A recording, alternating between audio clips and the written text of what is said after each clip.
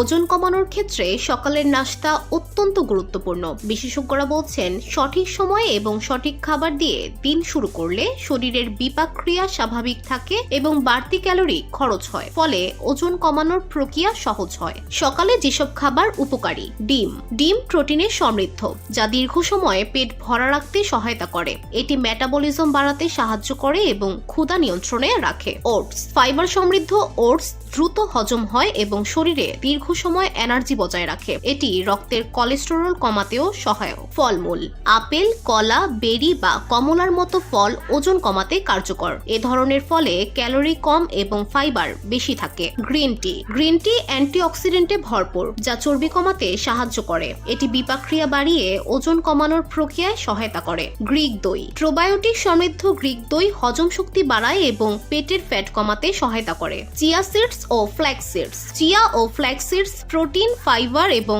Omega-3 fatty অ্যাসিডের ভালো উৎস।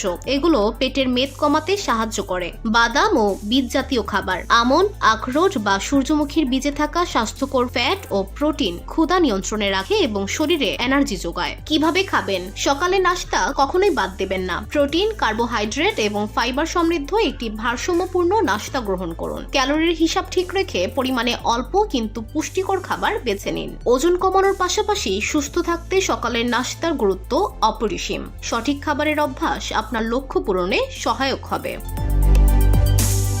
VOD Bangla news desk.